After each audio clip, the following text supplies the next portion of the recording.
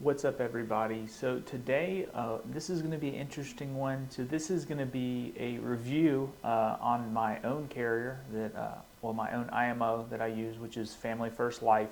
I know they can be kind of a decisive topic, especially when it comes to insurance and how they're structured.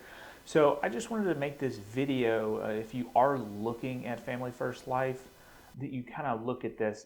It has its pros and it also has its cons. And I know a lot of people, they want to talk about all the pros without actually talking about the cons. So I'm just going to go through both of those so that you can actually make that decision yourself.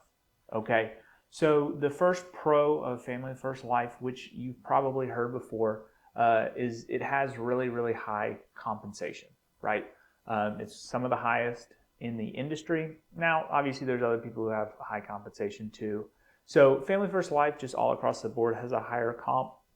Now, what they actually tell you, some of the carriers, it's not the same, but sadly, I can't discuss that. But for the most part, it is the highest compensation. The nice thing is with the high compensation, it makes it to where you don't have to recruit a lot if you don't want to. That's kind of the big hyphen. They'll have you want to recruit because that's how they make money, as the more people that are on board. But with a high compensation, you actually don't have to worry about paying your bills if you don't recruit an extra 10 people. So that's kind of the biggest difference, is you don't have to recruit. While it does help in the long run, you don't actually have to do that. Okay. The next pro, it can also be a con. There's a lot of carrier bonuses. So what do I mean by the carrier bonuses being a con and a pro? So the carrier bonuses, while they're nice, sometimes it can kind of be shiny object syndrome when you look at those, because depending on what carrier it is, it might not be the best fit for your client. And so if they're pushing one carrier over the others, you can run into an issue of where you're not actually able to place the client in the best position. Now, obviously, if it's putting them in a way worse position, don't do it. If it's a couple dollars, it's not that big of a deal if you're trying to chase a bonus. But, that's how they can be nice, because you do get bonused. But on the downside, in every scenario, you do need to put your client in the best position and be able to justify it rather than just saying, I'm trying to hit a bonus. Okay, the next pro is actually you can pay for your leads. And I know this is a hot topic on there because a lot of people come into this industry and they have a problem with paying for leads, and I guess more so the quality of the lead and who you're selling to. So it is pay to play. So when you look at this, you have to understand that you have to put yourself in a position to be able to purchase the leads and run this like a business. This is a business.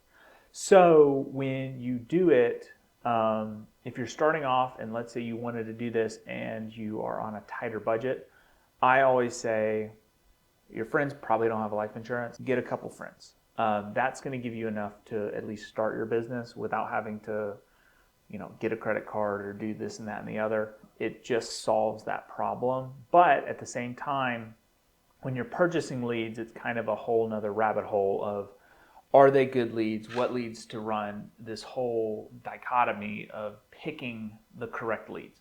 Now, if it's done correctly, then it can work very well. But if they're pushing you to get a certain type of lead and you're not seeing the ROI you need to be able to pivot to look at other things. Okay, so the next part I want to talk about, kind of the cons. I know I talked about the leads. The one con is their typical recruiting model doesn't really work very well, especially if you want to build a large, successful business with a lot of legs, as they say.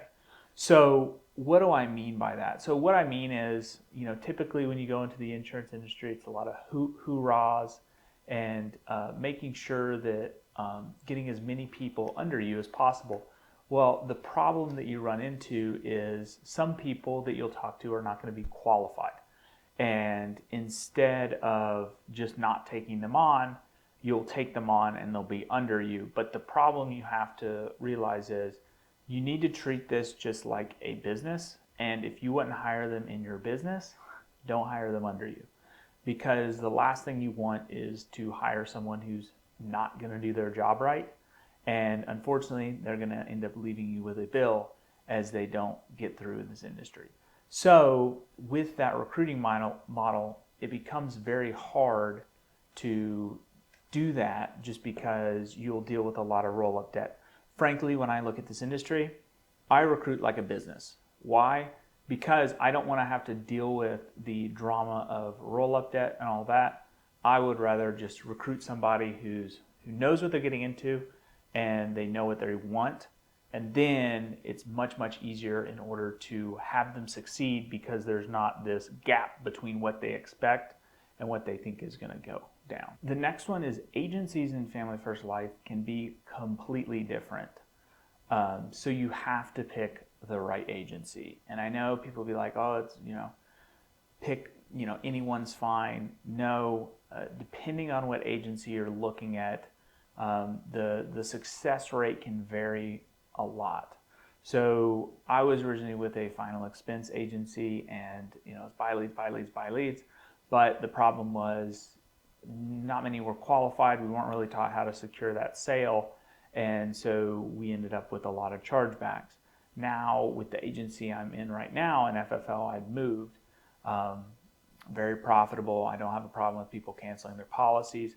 It's just a lot easier when I can just show up and I don't have a bunch of chargebacks. I just don't have any of that. The clients know what they want, and I'm able to convey that to them. And that brings me to the next point is most agencies, they don't teach you how to have a secure sale so that you don't get that chargeback. That's kind of what I see a lot is, hey, let's just get you approved, yada, yada, yada.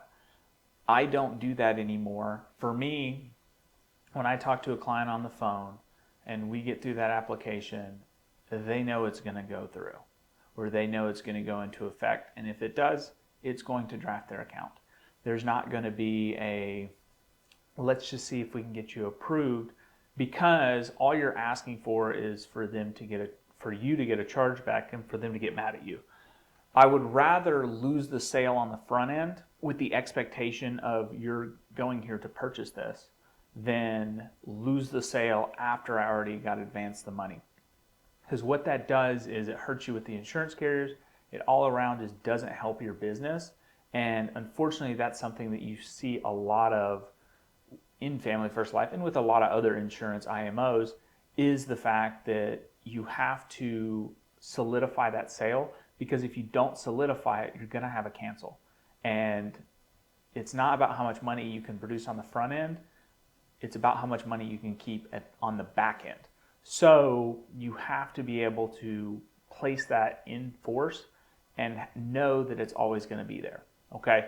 The next con is it was a pro. It is pay to play. So again, it's only a con if you have very little money. Okay. Because you are able to, since you're able to predict the scalability of your business, it can help you out a lot better in the long run, right? You don't have to recruit as many people, but there's a certain momentum that you have to hit. So when it comes to pay to play, you just have to be in a position under the right agency in order to where if you sell that person, you don't have to worry about them necessarily charging back, right? So in that scenario, you can pay more for that lead because you're not worried about losing it. While a lot of people pay a lot of money for a lead, but when that account drafts, they get mad and unfortunately they cancel and then you lost all that money. So that's the biggest thing is you just need to understand that this type of business is set up that way, and it's not a bad thing. It really just depends on who's above you, who's teaching you how to do this stuff, because this can be one of the best industries to be in. But you do have to understand how to run this business in order to help people. If you're not putting them first, they will cancel on you, unfortunately. So you just have to understand that. So this is my quick little review on Family First Life. I am with Family First Life, so if people want to come after me for it. If you have any questions about Family First Life, let me know. I'm more than happy to answer any of them, and I'll put my links down below. Please like, comment, subscribe, and if you like this type of video, let me know, and I'll make more of them for you. Thanks. Peace.